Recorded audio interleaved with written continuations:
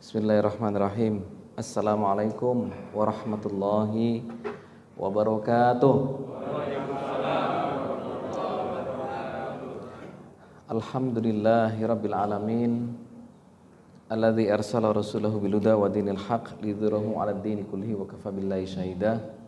Allahumma shalli ala Muhammadin wa ala alihi wa ashabi ajma'in. Qala Allah ta'ala fi kitabil karim, a'udzu billahi minasyaitonir rajim.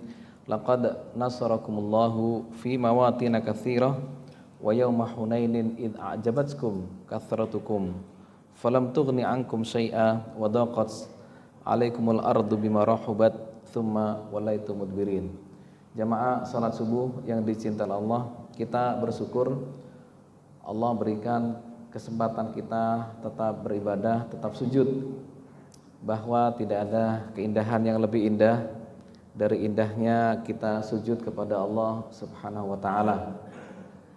Tema kita pada pagi hari ini adalah peristiwa Hunain, ya, peristiwa Hunain. Apa itu Hunain? Hunain itu adalah sebuah tempat di dekat kota Mekah, arah ke Taif. Kalau pernah Bapak Ibu melaksanakan umroh atau haji, salah satu mikotnya namanya Ji'rona. Ada 4 ya. Kalau dari Madinah itu Bir Ali, ada Hudaybiyah, ada Tan'im, satu lagi adalah Ji'rona. Yang Ji'rona ini ya Bapak Ibu sekalian, ini adalah sekitar Hunain ini.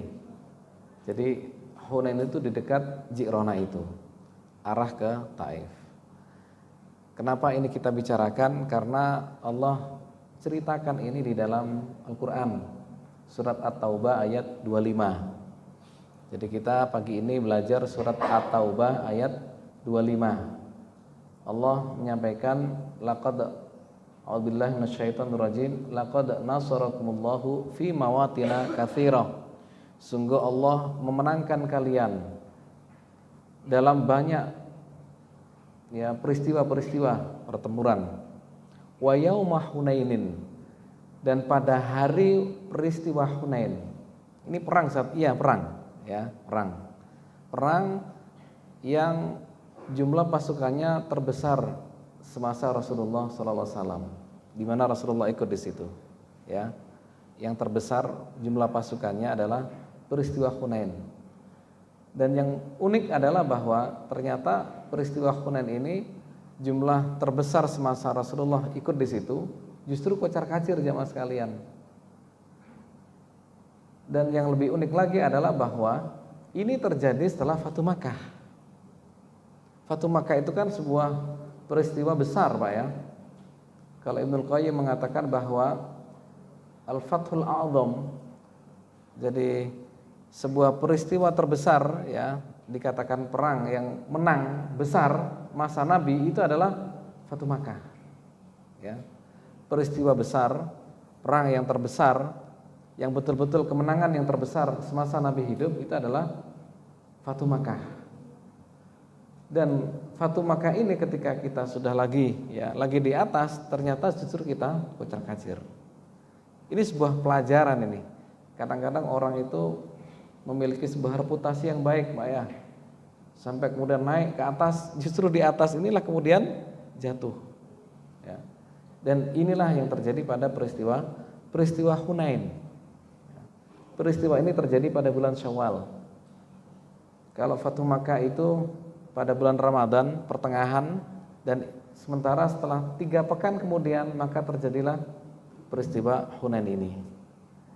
Jamaah sekalian, hanya tempo 3 pekan ya, setelah kita menang besar kemudian ternyata kocar-kacir. Padahal jumlahnya banyak, 12.000, bayangkan 12.000 orang pasukan. Saat Rasulullah datang ke kota Mekah itu membawa 10.000 pasukan, 10.000 Pak ya. Kemudian setelah itu 3 pekan kemudian ya, baru menuju ke Hunain itu 12.000 orang, 12.000 pasukan. besar Pak ya. Ada penambahan 2.000 orang dari Fatu Makkah menuju ke Hunain. Inilah yang perang yang terbesar ya. Jumlahnya yang terbesar jumlahnya semasa Nabi hidup dan Nabi ikut di situ. Justru disinilah kemudian Allah lihat pelajaran yang luar biasa betapa kita justru kocar-kacir pada peristiwa itu.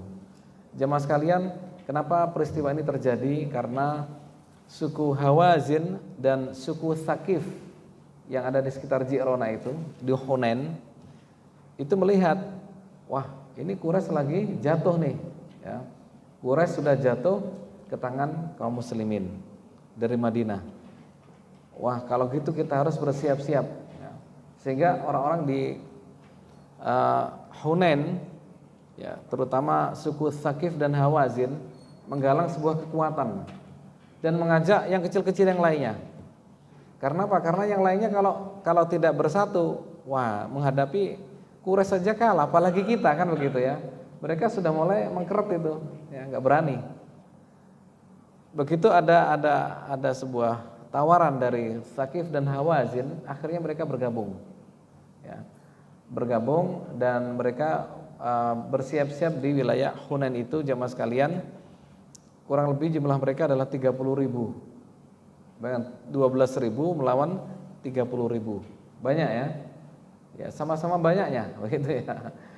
Wah kita selalu lebih kecil, iya dalam sejarah kita selalu lebih sedikit. Badar ya lebih sedikit. Badar itu 314, sementara orang-orang Quraisy itu kurang lebih 1.000 orang. Uhud juga sama, kita 1.000 menjadi 700. Dari 1.000 mundur menjadi 700 Pak. Yang 300 gak jadi ikut, al-munafikun ya. Sementara yang sana orang Quraisy 3.000 ya, selalu lebih sedikit. Ini juga sama nih, lebih sedikit. Jemaah sekalian, Hunain ya, Hunain. Kelebihan Hunain ini, orang-orang dari Tsaqif Hawazin memiliki pemuda-pemuda yang hebat-hebat. Mereka memiliki ahli panah, ahli tombak yang mereka bisa bertarung ya dari jarak jauh. Sehingga betul-betul Bukit Hunain itu dikuasai oleh mereka. Ini peristiwa ini ada dalam surat At-Taubah. Surat At-Taubah. Kita tahu ya, surat At-Taubah itu setelah surat Al-Anfal. Kenapa surat At-Taubah tidak ada basmalahnya ya? Satu-satunya surat yang tidak ada basmalahnya di awal. Banyak ahli tafsir yang menyampaikan bahwa ini adalah kelanjutan dari surat Al-Anfal.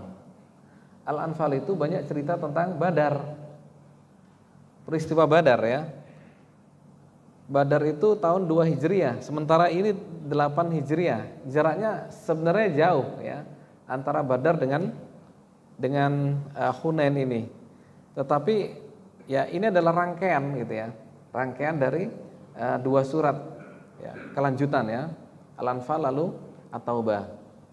Tapi 2 surat yang surat ke-7 dan 8 ya, ini memiliki nuansa yang berbeda jemaah sekalian. Kalau At-Taubah ya namanya aja At-Taubah gitu ya, itu lebih banyak menyuruh kita untuk banyak bertaubat. Salah satunya adalah peristiwa Hunain ini. Jadi memang diletakkan di sini adalah karena kita harus tahu banyak pelajaran dan mau bertaubat. Sementara yang Al-Anfal itu cerita masalah Al-Badar, perang Badar. Yang di sana banyak ya pertolongan Allah. Wa ma ramaita idz ramaita walakinnallaha rama. Dan ketika Anda melempar, sesungguhnya bukan Anda yang melempar tapi Allah yang melempar. Itu surat Al-Anfal, Pak. Ya, pertolongan Allah begitu banyak kepada kaum muslimin. Walaqad nasarakumullahu bi Badrin. Dan sungguh Allah menolong kalian dalam peristiwa Badar itu. Masyaallah muslimin rahimakumullah, Hunain ya. Yang unik lagi adalah bahwa orang-orang di wilayah Hunain ini, Tsaqif dan Hawazin, mereka tidak ingin pasukannya itu mundur, sehingga diminta semuanya membawa keluarganya, bahkan harta-hartanya dibawa sekalian. Gitu. Ini instruksi dari kepalanya ya, dari pimpinan kabilahnya.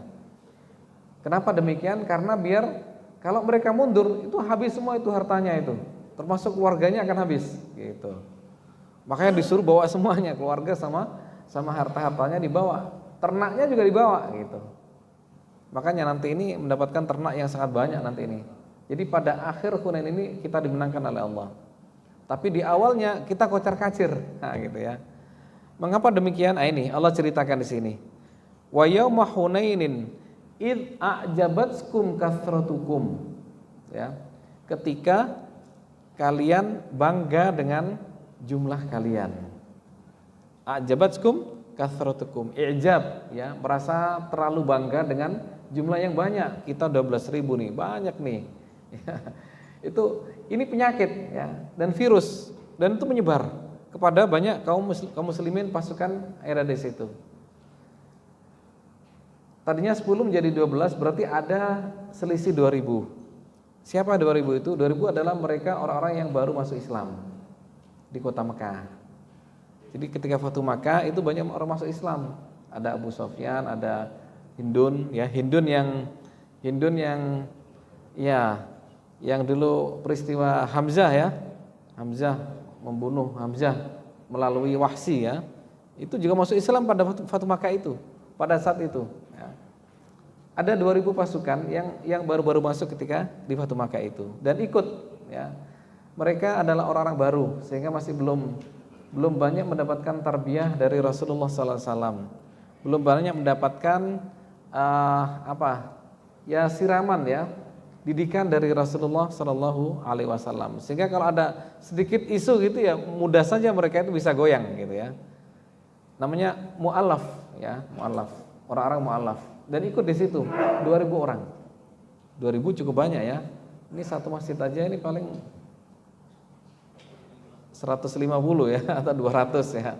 Ini sementara 2000 orang, 10 tambah. Sementara mereka juga banyak, masalahnya di situ. I'jab, ya, persoalannya adalah kata-kata i'jab. Allah ceritakan, memang banyak faktor. Faktor lain misalkan penguasaan tempat.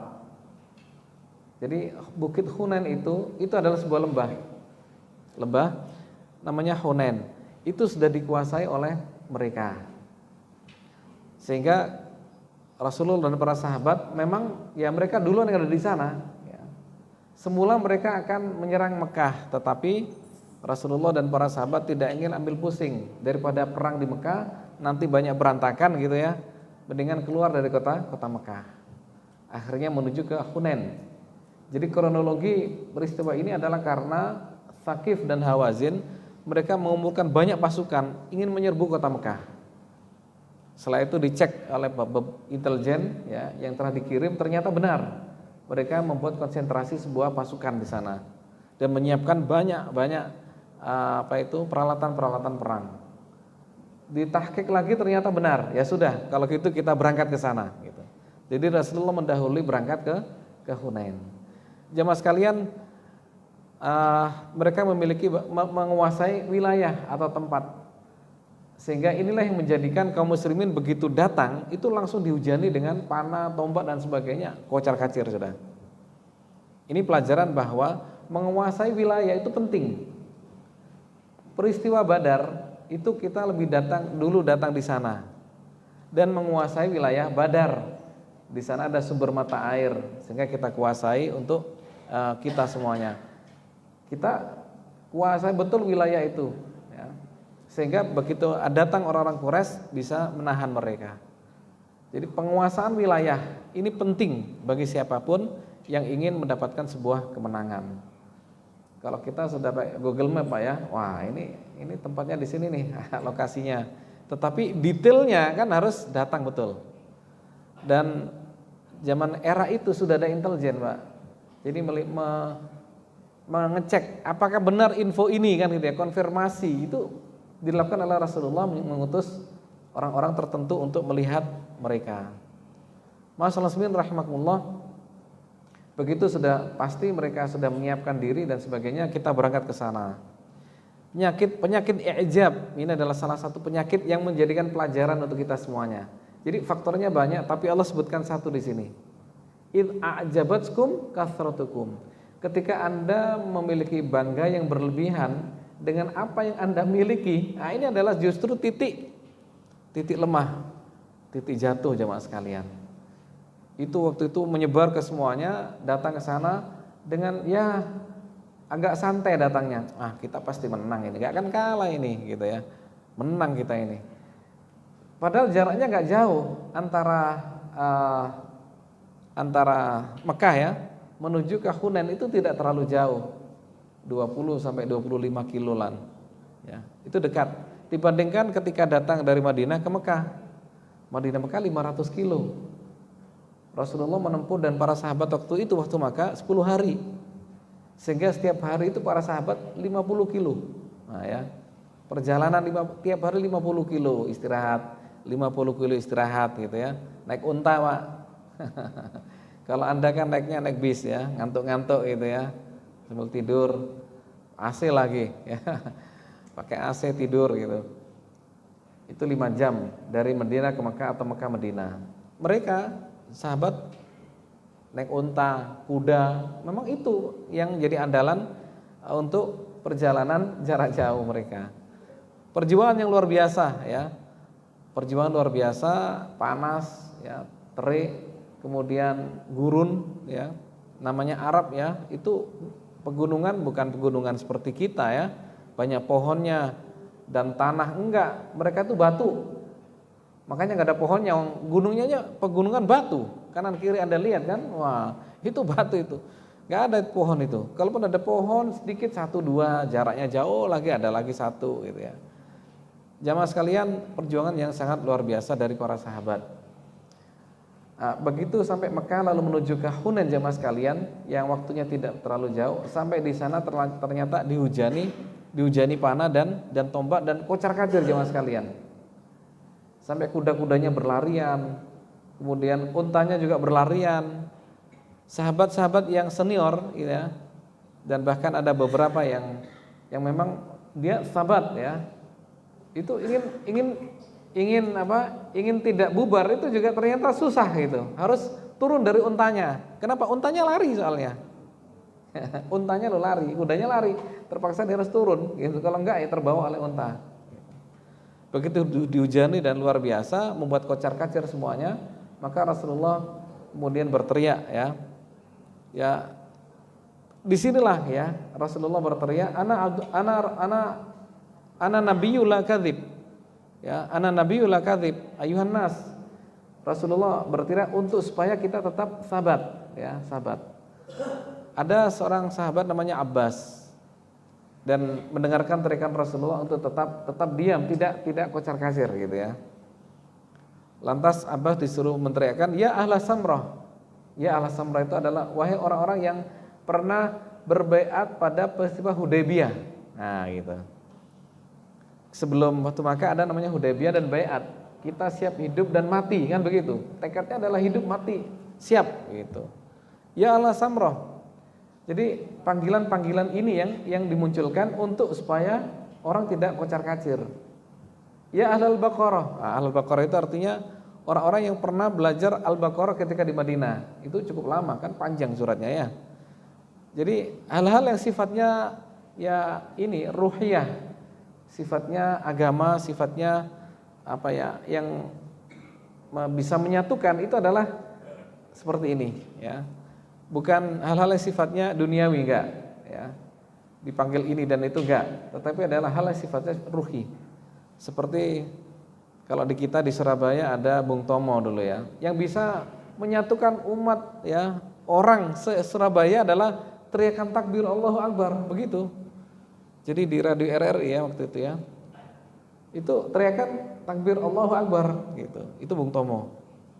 Itu yang bisa meneriakkan dan menjadikan orang semangat kembali.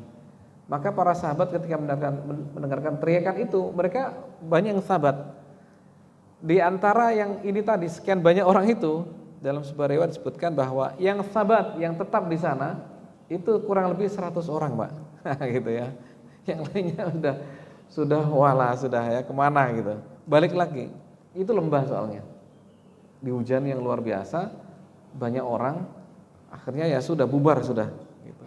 Kembali mereka. Sementara yang sahabat adalah 100 orang itu. Dan terus ya, terus melawan sampai mereka kemudian mereka mundur dan mereka lari. Nah, ini ceritanya begitu. Wa yauma hunainin id a'jabatkum kathratukum falam tughni ankum syai'a. Allah ceritakan jumlah Anda yang banyak itu enggak ada gunanya apa-apa. Lam tughni ankum syai'a. Jumlah kalian ketika itu tidak ada apa-apanya. Justru malah kocar-kacir gitu. Ini adalah memberikan isyarat pada kita semuanya, kemenangan itu bukan hanya ya faktor masalah jumlah. Memang jumlah itu penting ya Pak ya. Jumlah itu penting dalam banyak urusan. Ya urusan masalah perang, urusan masalah pilkada Pak ya, penting.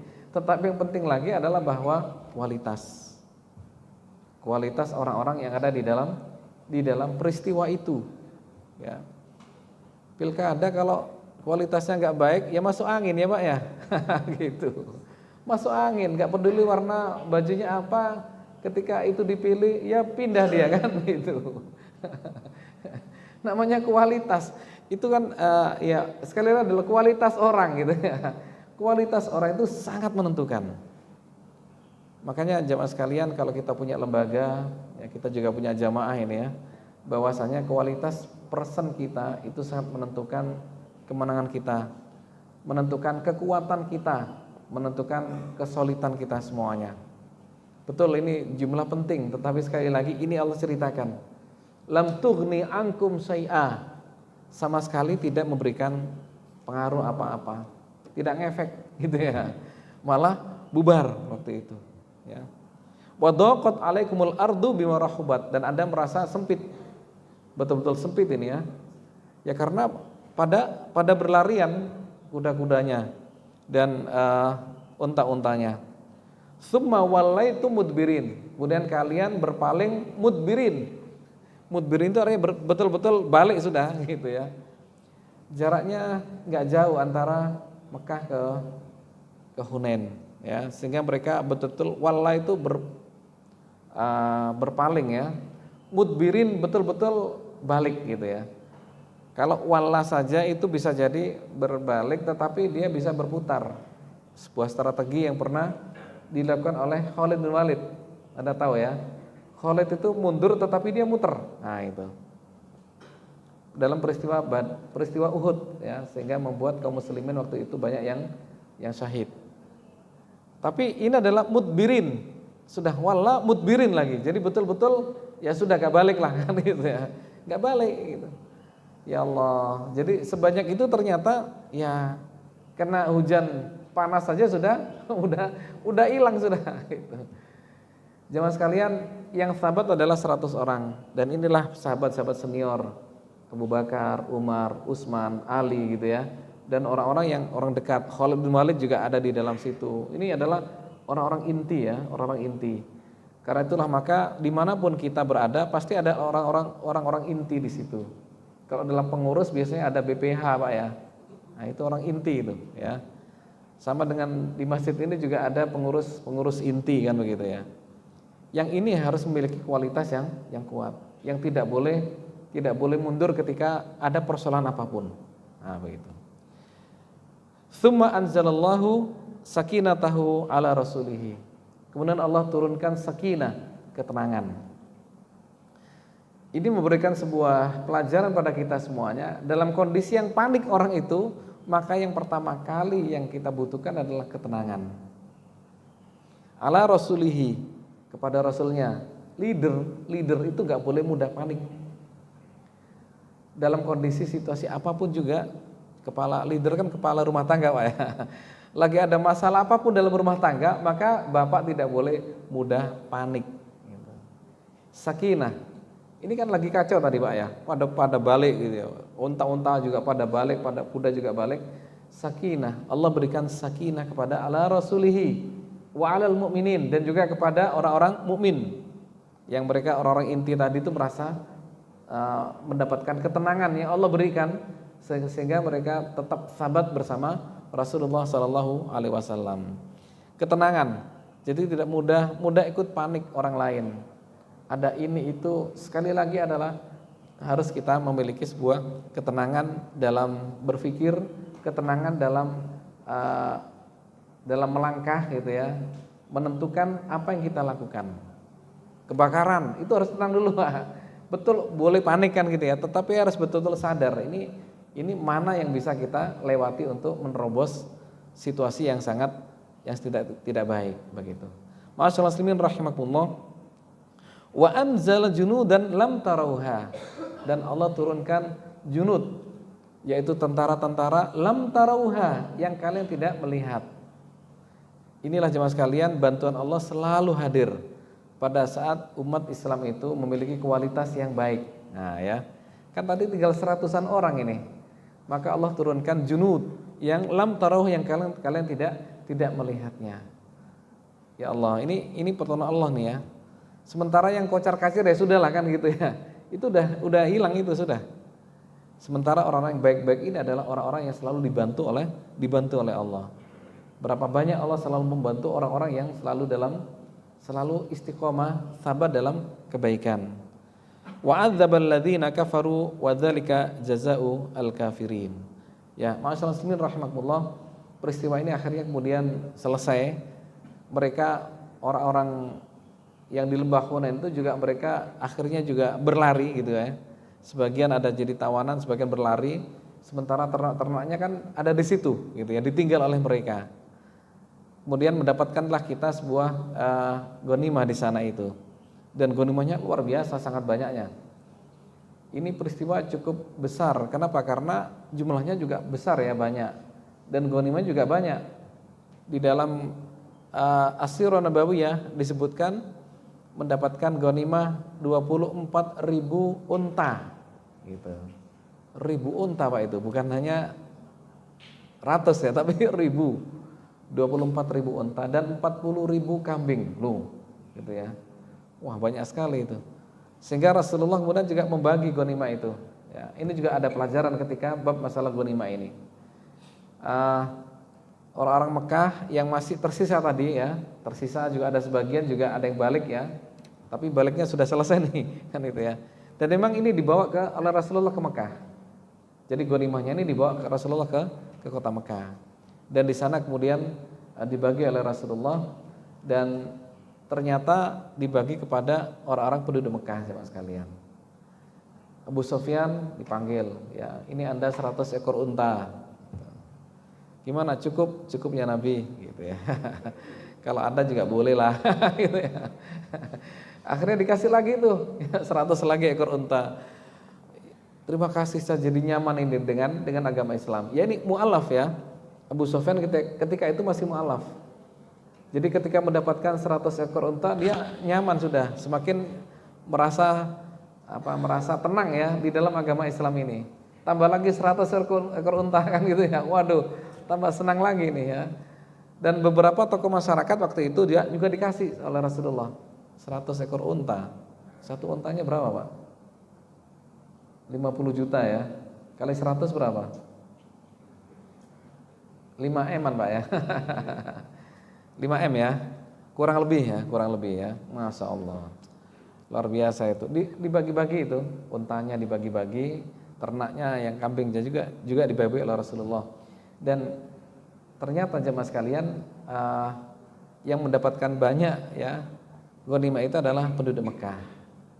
Kemudian penduduk Madinah, mereka berpikir, wah ya, tadinya sudah bersabar nih, tetapi kemudian ada satu yang nyeletuk gitu ya. Waduh, ini Nabi kita ini begitu ketemu keluarganya di kota Mekah, habis kita nggak dapat apa-apa gitu ya.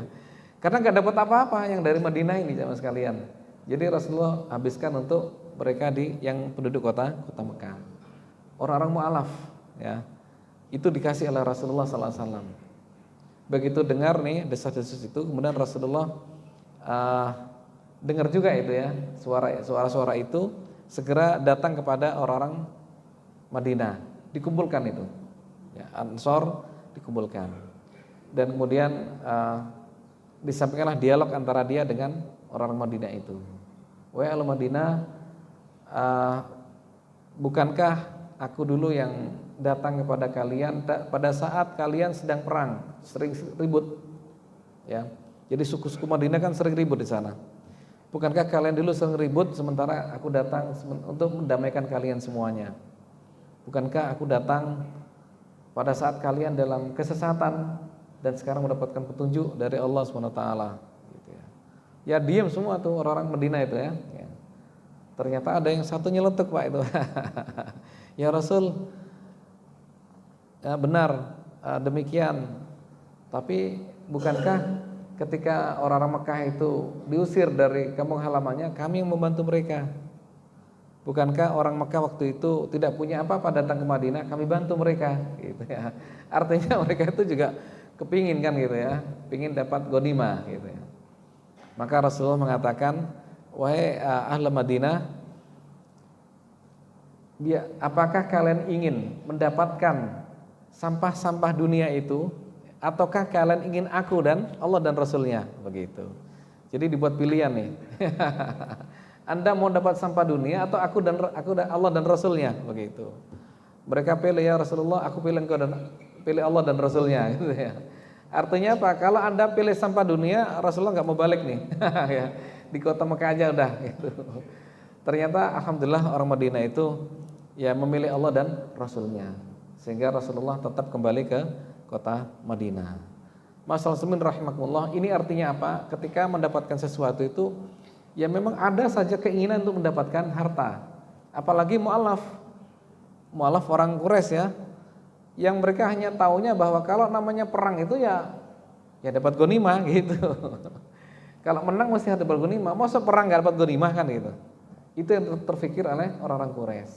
Sehingga Rasulullah sangat bijak memberikan pada mereka orang mu'alaf. Maka di antara 7 asnaf dalam zakat itu kan ada mu'alaf di sana. Ya. Agar apa? Agar mereka tetap teguh bersama kita di dalam ajaran Islam ini. Wassalamualaikum warahmatullahi wabarakatuh. Itulah ya, kasus betapa Allah ceritakan wa yauma Hunain. Jadi kata-kata Hunain ada di dalam surat At-Taubah ayat 25. Bahwa kadangkala kita lagi naik, pas lagi naik itu jemaah sekalian, justru Allah jadikan kita jatuh. Ya, karena apa? Karena ada penyakit.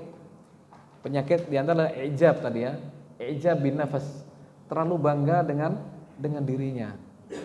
Sudah jadi kepala, lalu menjadi apalagi kan itu ya, sampai di atas Pak. Anda tahu ya, banyak teman kita ya, saudara kita ya, yang reputasinya luar biasa ternyata ceplek hilang kan gitu ya. Ini peristiwa Hunain ya. Maka apa yang harus kita lakukan? Kita harus memiliki sebuah as-siqatu bin nafs atau as-siqatu billah. Percaya kepada Allah. Sandarkan kita, urusan kita kepada Allah, bahwa semuanya ini adalah hanya Allah semata-mata. Bukan karena persoalan kita hebat gitu ya, bukan karena kita yang lihai dan sebagainya, bukan. Ya. Bukan karena jumlah kita yang geng kita besar, itu enggak juga. Untuk apa geng-gengan gitu ya. Bukan apa-apa, tapi karena Allah yang menjadikan kita, takdir kita untuk naik.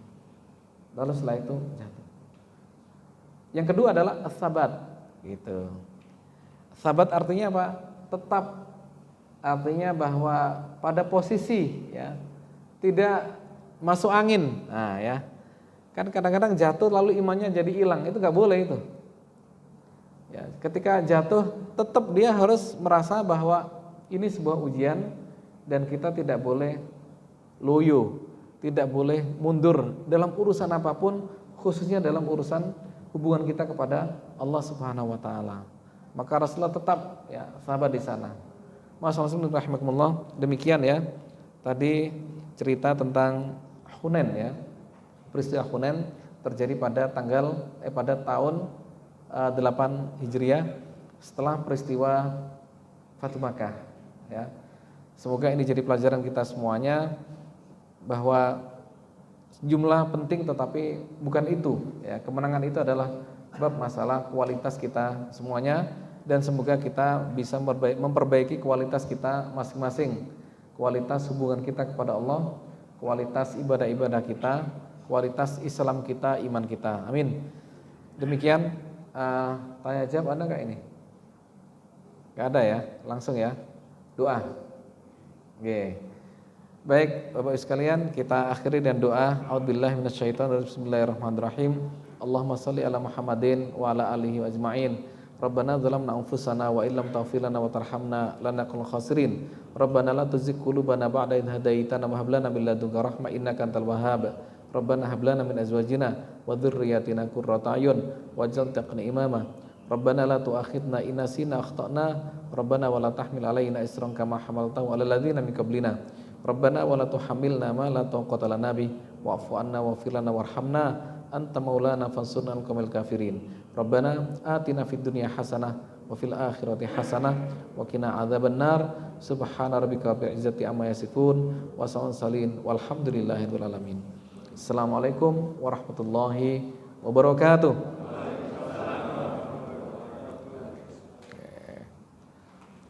Mm-hmm.